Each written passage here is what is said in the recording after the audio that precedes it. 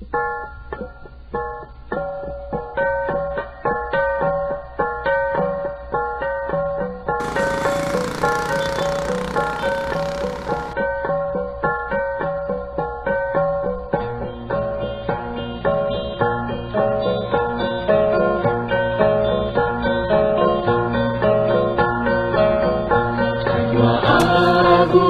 ka man, saan kayo mapaspasan? Talapag at idalan, amangan madama ilang ang. Coffee is the second most traded commodity in the world. It grows in 50 countries along the equatorial zone called the Bean Belt. The Philippines produces 4 varieties of coffee, namely Robusta, Arabica, Excelsa, and Liberica. Its annual local production in 2015 is about 36 metric tons, while the demand is about 100,000 metric tons.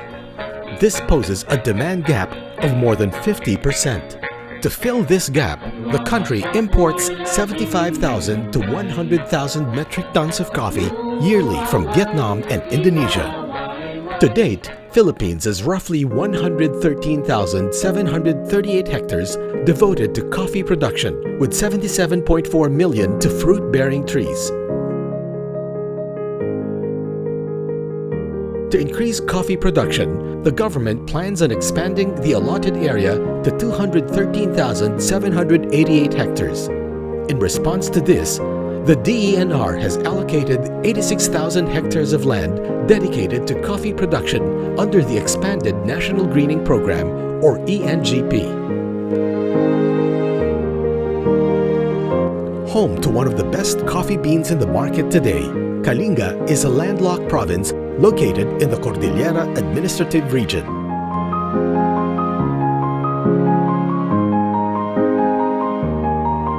Kalinga is fast becoming popular with its high-grade coffee beans and Robusta brew.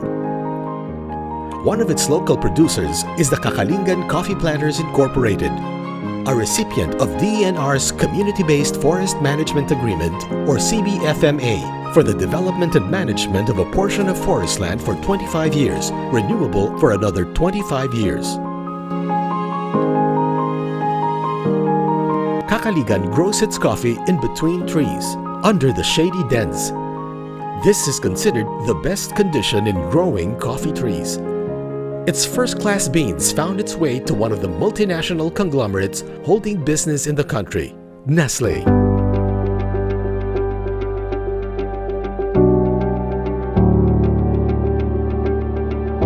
From 2002 to 2015, Kakaligan enjoyed higher yield of high-quality coffee beans. Noong year 2000 na nag-umpisa ito, napakalaki po ang ani namin at ang aming buyer ay sa Nestle ho.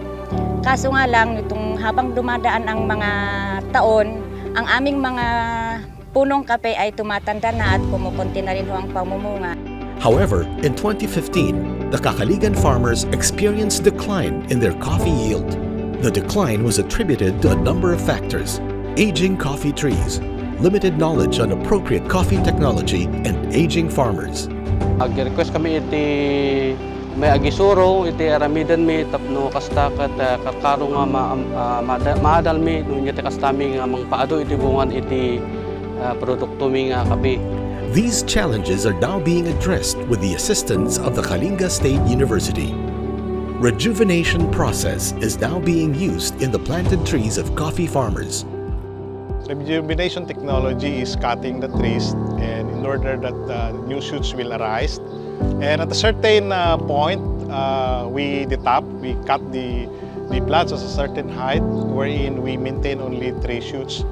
This is a principle applied so that there will be better yield in the future. Farmers are now planning for the expansion of their planting area to 140 hectares. Other government agencies are also assisting local producers to increase their production.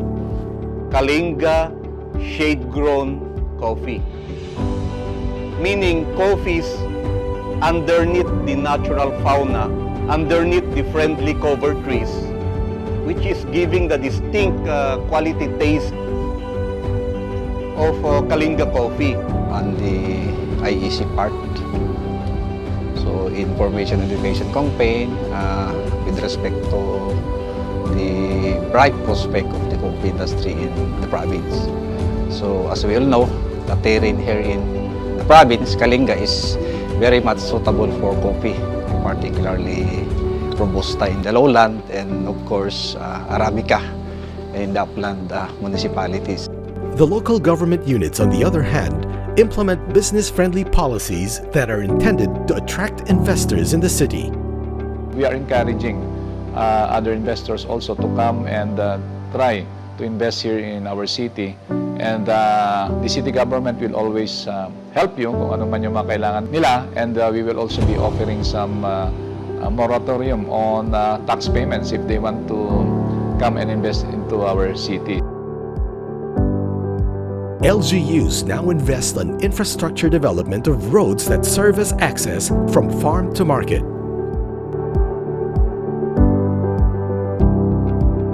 Transportation of goods from Tabuk City to other areas has become relatively easier today. Also, the Department of Environment and Natural Resources, through the Forest Management Bureau, holds forest investment forums to rekindle interest in forestry investments. The DENR is also continuously reviewing its policies to attract more forestry investments in the country. With the existing and additional policies in forestry investments, the current direction the government is taking, and the right investment climate, the road to brewing economy is coming.